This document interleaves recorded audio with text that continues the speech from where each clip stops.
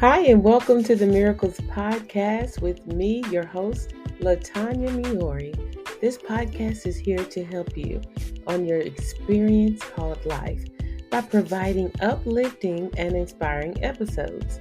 It is my hope that this podcast will be a safe space for you on your journey to healing. So stay tuned for this week's episode.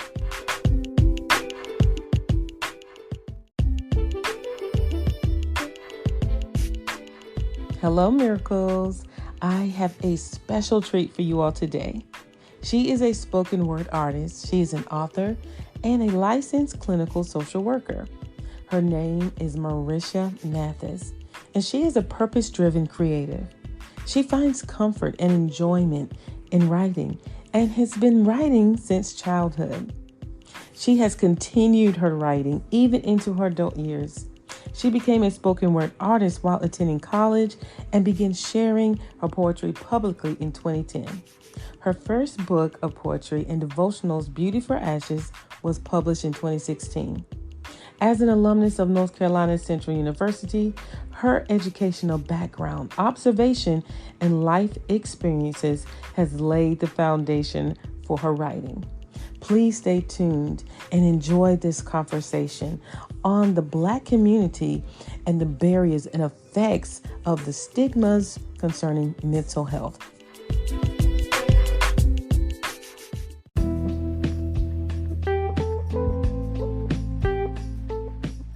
Inherited trauma is a growing theory that explains how negative experiences of past generations can trickle down and influence the present generation through DNA, while the notion that behaviors, perspectives, and fears of ancestors could have an impact on today's population might seem far-fetched, there is a growing science that supports this.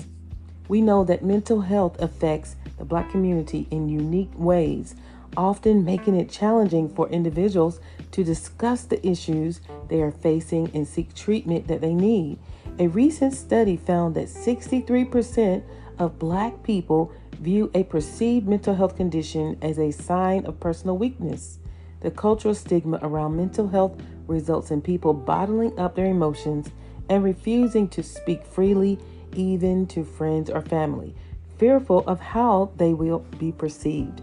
Let's talk about this more in this week's episode. Stay tuned.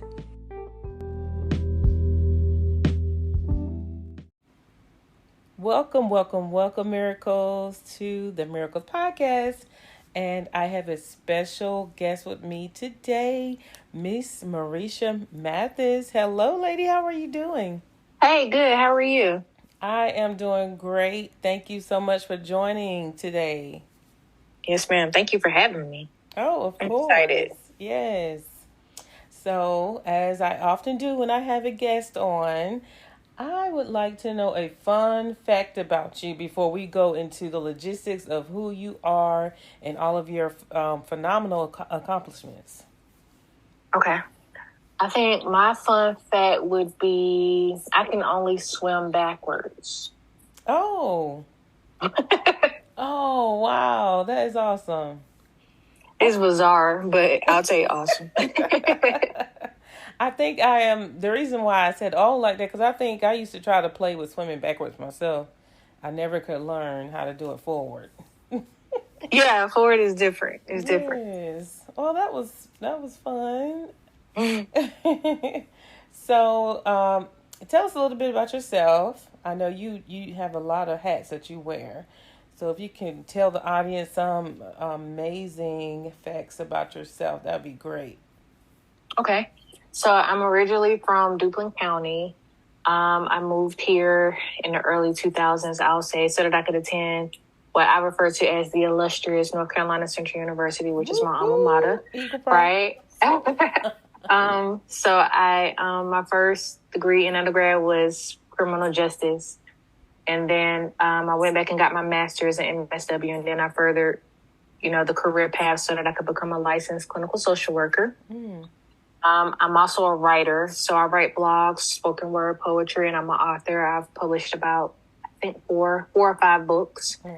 I also do some freelance consultant work. So I freelance write. I write, as a freelancer, but I also help people release their stories and write their own books and written projects. Oh, I didn't know that part about you, that last part. That's awesome. Thank you. I may be able to send some work your way. I would appreciate that. Yeah, so you're working on a new project. I am. Oh, and I'm so excited. And that is what this episode is, geared towards. So I wanted to ask you, what is your ultimate goal for writing the book? And can you just give us a brief synopsis of it? So the name of the book is Big Mama Was Wrong, but it's the second part to what I say is the closing series. So there probably won't be like a third or four. But the main purpose or main goal of the book is so that I can provide more information about mental health and why it's important and the treatment that's available. Mm-hmm. But in the first part or the first book, it was geared towards adolescents. This one is geared towards Black adults or adults that are Black who are interested in learning more about mental health, understanding more about diagnoses, and understanding more about how to be a better version of themselves. Wow.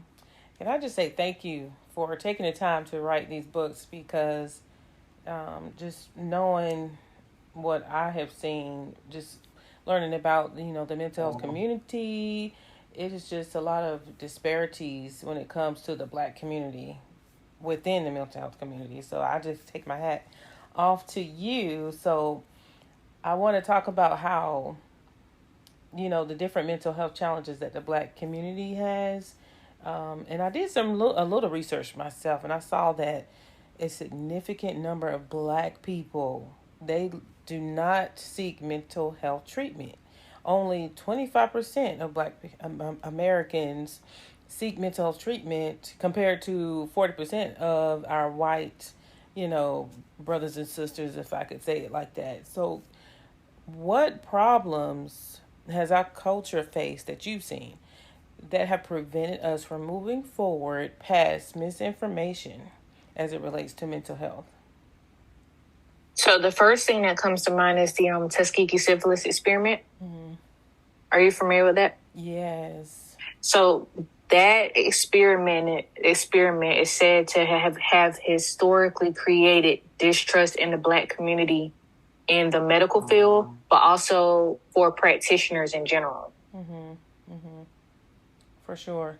Because that is definitely something that sticks in my mind. It probably started not just with like mental health, but like just healthcare professionals. Like, right. Always. And then I'm sorry, go ahead. Right. Oh, just always trying to seek like a second opinion. Just that distrust. Yeah. Mm-hmm. And then it's the other portion to it is like fear of rejection or stigmas. So many moons ago, the only people who really sought mental health treatment were people that displayed severe mental illness. So let's say it may have been psychosis, like hallucinations or paranoia. Those type of symptoms were like stereotyped. And so it became a negative thing for a person to need or to even, to display mental illness symptoms or to need mental health treatment. Yeah. So there wasn't really a such thing in, the Black community as getting treatment just to help process your thoughts. Exactly. Or just to help you, to release the feelings. It was always associated with what people would term as being crazy. Right. So that hasn't helped either. Yeah, and also I was reading it was thought that enslaved people were not even sophisticated enough to develop like depression, anxiety, or any type of mental health disorders. And I believe from that we learned to ignore like mental illness or just call it stress or being tired, right? So I know the Tuskegee experiment was a major setback in our history. And what traumas have you observed in the Black community facing as a result of our history and narratives that are taught concerning us? So there's even, and it's still in the medical field, but it originated many moons ago. There is a myth historically that Black people don't feel pain. Mm-hmm. And so, the research suggests that it's still prevalent among a lot of healthcare providers. And so it translates into other things. So here's an example. You have someone that is irritable. If it's a person of another race that's irritable, it may be stress. If it's a person that's Black that's irritable, they have an attitude. Mm-hmm. Mm-hmm. And so you have a lot of Blacks that are misdiagnosed because of the stereotypes, because of the history of trauma. So you may have, for example, two teenagers, two adolescents. Both of them are displaying the same symptoms, but it's likely that a Black child will be more diagnosed with like more behavioral type diagnoses than a white adolescent. Like a white adolescent that may have depression or anxiety. A Black adolescent may have oppositional defiant disorder or conduct disorder. Right, right. And then the other trauma, which we know is still very prevalent, is like his systemic racism. Mm-hmm. So imprisoning Black people versus getting a mental health treatment. So think about, let's say, whenever in the 80s, whenever there was so-called a crack epidemic, there was no treatment. If you got caught with crack, if you got caught with paraphernalia, you were sent to jail or you were in prison. Now you look at what they call the opioid crisis. There's a completely different play on words, right? So you have traumas. What I would consider trauma is the lack of resource, the lack of consideration historically that still plays a part in where we are today. Yeah. And then you have, I was reading recently where there have been, diagnoses that were created. And so one of the things it was, there used to be a claim that said that people who were free as in free Blacks, people that were free from enslavement, they suffered mental illness at higher rates than those who were enslaved. And the claim was made by the U.S. Census because they were saying that they used it as a political weapon against abolitionists. And so, but basically what they were trying to say is by freeing Black people, it's causing mental illness. So you have, whenever you have any type of platform or any type of mass education or mass misinformation, then you're prone to see the effects of it down the road. Yeah, most definitely. That's so sad that even today, like, it's still prevalent, that systematic racism. And like, I've even heard it, like, when a Black woman goes to the doctor, like, we should tell them, when they ask us our level of pain, we should go up at least 2 notches so they can believe that we are really in pain, so it's just very unfortunate. And what do you think what can we do to help with this issue? I think it's awareness, but it's twofold. So educating or yourself, getting as much information that you can, but also helping spread awareness. And I think also sometimes being the person that can help, I guess you could say, resolve the myths. For example, the first time that I saw a Black psychologist, I was probably like 22, 23. I had never seen a Black psychologist before. And never really thought about the fact that there could be a Black psychologist. Right. Like, you might see a Black nurse, you might see a Black attorney, but I had never seen a Black psychologist. And I think it shows how representation matters. And whenever you have, let's say for yourself, you're saying as a Black woman, imagine the type of impact you could have if you were aware of the type of myths and stereotypes and statistics that are available, and you work in the medical field, and then another Black woman comes in and says, listen, I'm in serious pain. Imagine the type of impact you can have on her care just by knowing what's out there and knowing how to help her. That's so true. Yeah. So more So I think awareness. it's being present. Yeah. That's good. Thank you. So, as you share in your upcoming book, there are commonalities or coping mechanisms in the Black culture as it relates to communication. For instance, instead of saying, I apologize, a parent may say, do you want something to eat? So, Mm-hmm. what is your reasoning or findings concerning this reality? Because I know this to be true myself. When I was looking into research, I didn't find anything that scientifically or statistically could back it. I think it could just be something that it's a widely shared experience. So I really do wish that I could find statistics, or really do wish I could find the rationale behind why Black moms are like, you hungry or come get something to eat, instead of just saying, I'm sorry. Yeah. Well, I do know you mentioned previously something about how food was important to us Mm-hmm. and how that was a means of making us feel better. Yeah. Yeah. If I recall correctly, it was something along the lines of how it's like, not that you're an emotional eater per se. I wouldn't go that far, Yeah. but just how food can be comforting. And then at the same time, if you think about it, most people, if you're thinking about the context of come and eat, or do you want something to eat, it's kind of like most people enjoy more, like most younger people, they enjoy eating from their mom's house and stuff like that. Oh, most definitely. I also think a lot of people, a lot of the Black culture, we didn't have an opportunity to process our emotions and communicate effectively.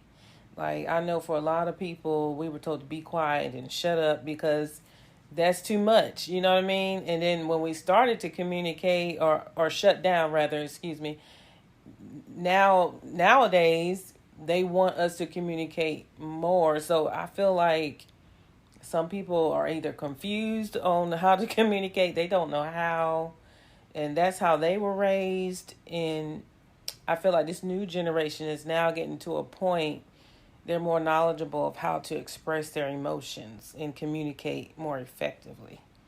So, because I know growing up, I was more of the quiet type, and some of my Mm-hmm. family, they were like, "Oh, she's not affectionate," and blah blah blah. But Mm-hmm. and some of my family, even now today, they think I'm still that person, and I'm not.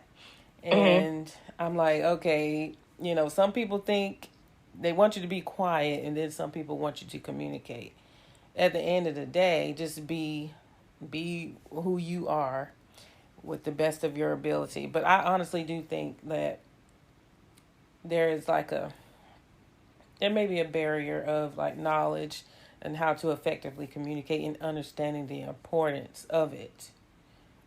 I agree. I think that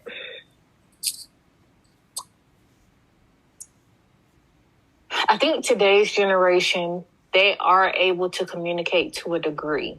I think technology, like Yeah. social media and cell phones, has kind of impaired their communication skills. But I do think when it comes to expression about what they want and what they do not want, I think they do a good job with that in Yes. general. I think, like you said, I think it was an interesting point that you said, I'm not that person anymore. I think learning to communicate comes, if you don't know before, I think it comes with time and growth. Because sometimes you may not feel like you have a voice, you may not feel like your voice is valid, or maybe you communicate very well, it's just your delivery is not accurate.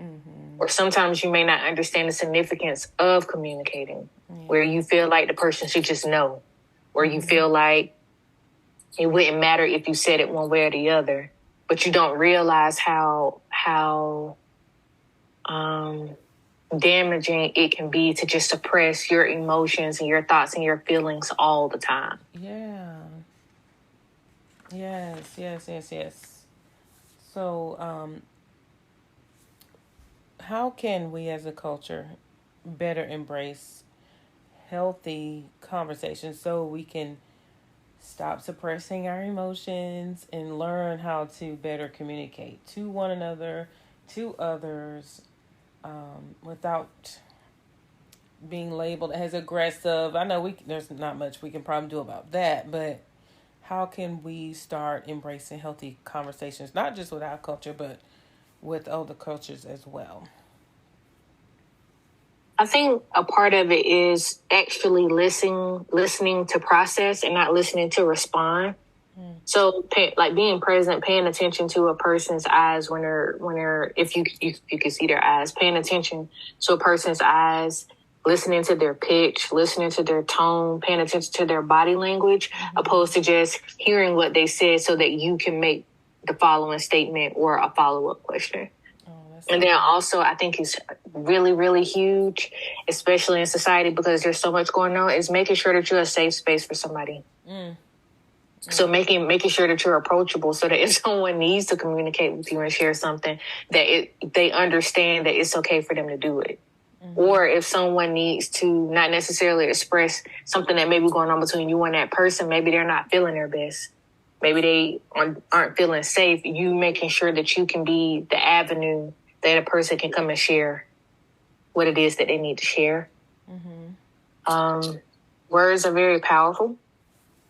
So people say think twice, speak once, but making sure that it's not that you'll say the right things all the time, but just choosing your words carefully. And then just being mindful, like you hinted on something about sometimes being aggressive. Like for myself, I talk with my hands. And sometimes that could be perceived as being aggressive when you talk. It's just a matter of expression. But if you're using your hands, if you notice that your body language is causing someone else to be uncomfortable, then being mindful being mindful about how you are conveying your own message. That's good. That's the first time I've ever heard someone say that, because I listen to a lot of different podcasts about, uplifting Black women and talking about how we're labeled different ways, but I never really heard them explain, okay, sometimes we can come off as aggressive when we use our hands or our tone is louder, so yeah, that's a good point. Thank you for sharing that. I just thought of a new question. If someone is seeking to become a licensed therapist, what is the first step that they should take? The first step is making sure that you have the correct degree. I know if you wanted to be an LCSW, then you would need an MSW, so a Master of Social Work, so that you could become a licensed clinical social worker. But there are a lot of different licenses that are available per state. So I would say go to your state board, look up the type of license that you want, and then it'll tell you what degree you have to have and what process you need to go through to do it. Okay. And how would a Black female or male find the perfect therapist that meets their needs? I think you can do recommendations if you like, asking around, but I think it takes a little bit of research. So you could look up something like ZocDoc or Psychology Today, and then just narrow down your searches. Think about the type of person that you would feel most comfortable speaking with, or who you think you could build a rapport with more easily. So an example would be, let's say you and I are talking and you're saying you listen to a lot of podcasts and they talk about women's empowerment, then you may feel more comfortable talking to a woman. So that's the first inclination. Okay, I would feel more comfortable talking to a woman. And then from there, you kind of build out and think about other things that are important to you. If you are a woman and you've been experiencing stuff and you just want to be able to communicate how you communicate, then you may say, okay, I feel like I may relate better to an African-American female. You may be one that says, you know what, as long as it's a female, I'm okay. So you have to think about the values or what you feel like need to or think about what's more or most important to you that you'll be able to open up to them. Okay. So, sometimes a person may have been abused, so they may not feel comfortable disclosing some things to members of the opposite sex. Yeah, that's a good point. And I'd also like to plug that having preferences doesn't make you prejudiced. So good. So good. And so true. Yeah. Because this is for your self-care. Right. You have to choose what's best for you. You know yourself. You know what you've been through. What best meets your own needs. Wow. Definitely. So when should we expect this book to come out? This is we're coming into June. I would say we should be looking at the fall. Okay. We should be looking at the fall. And hopefully you will come back on the podcast when it is released. I would love to. Awesome. So how can people find you on social media? Or do you have a website? I do have a website. It's callmerisha.com or Instagram, but you can callmerisha.com. Mm-hmm. Those are the two main mediums right now. Facebook is more like friends and family kind of thing. Yeah. But, Instagram is definitely, if you're looking as it relates to social media, Instagram is probably the easiest. And how do you spell your name so they can find you? Marisha. I'm sorry, I was trying to think, would it be easier to spell the handle or my name? But if you search Marisha Mathis, that should come up. But if you say, but you can call me Risha, it would be, but you can call, and then it's Merisha. Okay, wonderful. Thank you so much for coming on. Is there any last words that you would like to share with the audience? Last words. My last words would be self-care is the best care because you can't pour from an empty cup. So if you find yourself not feeling your best, if you find yourself regressing, if you find yourself not happy, if you find yourself experiencing symptoms that you know should not be present, don't hesitate in getting the treatment that you need. There's no shame in that. Amen. Thank you so much for coming on. Thank you. Yes. So, ladies and gentlemen, that is this week's episode. Please go and find Marisha. She's a wonderful individual. And purchase that book and stay tuned for the future. And as always, stay in the light and share your story. Until next time, bye-bye.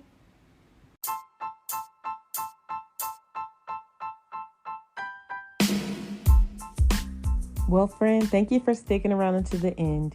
Listen, if you are enjoying these episodes, please share it with a friend. Like and subscribe to the podcast. And you can also find me on Instagram at Latanya Miori. And as always, stay in the light and share your story. Bye-bye.